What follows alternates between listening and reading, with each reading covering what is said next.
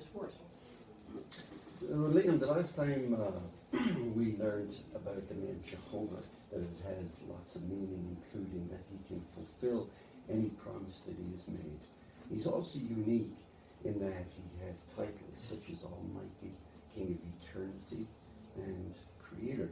When we read 16 and 17, we'll see what we can learn from these titles about Jehovah. We saw that Psalm 83:18 said of Jehovah, "You alone are the Most High." Similarly, Jehovah is referred to as the Almighty. Revelation 15:3 says, "Great and wonderful are your works." Jehovah God the Almighty, righteous and true are your ways. King of Eternity. The title, the Almighty, teaches us that Jehovah is the most powerful being there is. His power is unmatched. It is supreme, and the title, King of Eternity, reminds us that Jehovah is unique in another sense. He alone has always existed. Psalm 90 verse 2 says, "From everlasting to everlasting you are God." That thought inspires awe, does it not? Jehovah is also unique in that he alone is the creator.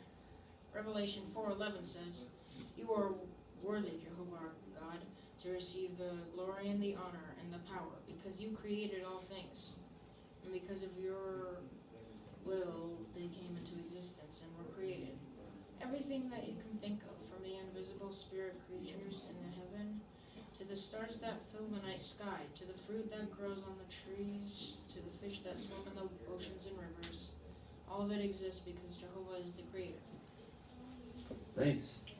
So, when you think of the word Almighty, let's illustrate, what's the most powerful creature you can think of? Well, I'm gonna maybe have to say a dinosaur. Good answer. The blue whale actually is the strongest animal around the world. It weighs, its tongue weighs as much as an elephant. Its heart is the size of a Volkswagen Beetle. It can weigh up to 200 tons or as much as 33 elephants. Now, if this creature exists because of Jehovah, how powerful is Jehovah himself? So, what do we learn from Jehovah being called the Almighty? Well, it says here that Jehovah is the most powerful being there is. Very good. And what can we learn from about Jehovah from him being called King of Eternity? Okay, this is a little hard for us to understand because our lives have had a beginning. But maybe we can be able to understand by imagining something. Say we're driving in the Midwest. We come out to a road. You look left, with a clear view as far as you can see. You can't see the end of the road.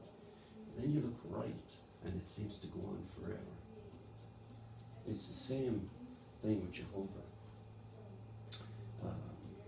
He has always existed. That you read part of it here. That scripture in Psalms there, it says, "Before the mountains were born, or you brought forth the earth and the productive land, from everlasting to everlasting you are God." So he has always been. What do we learn from about Jehovah from the title Creator? Well, it says that he's created all things, like the oceans and rivers. Yeah, good. Now, you've made this, didn't you? And it's a nice little vase. So, you obviously put a lot of thought into making it. You didn't make it without a bottom in it. Why not? Well, all the water wouldn't hold inside the thing. It Right, would just right. pour out.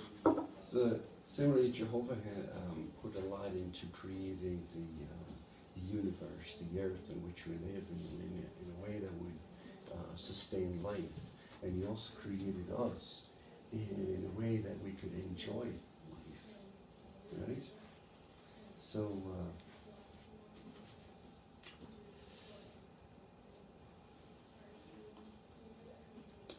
another thing to consider about this, you had raw materials, right?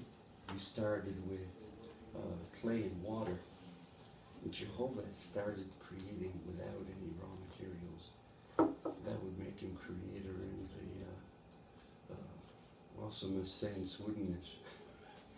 So let's see what we learned. We can learn from the name Almighty. Jehovah has no equal in power, right? He is King of eternity in that he has always existed and always will. And he's creator. Everything else exists because of him. Nice study. I think we're time for break, right?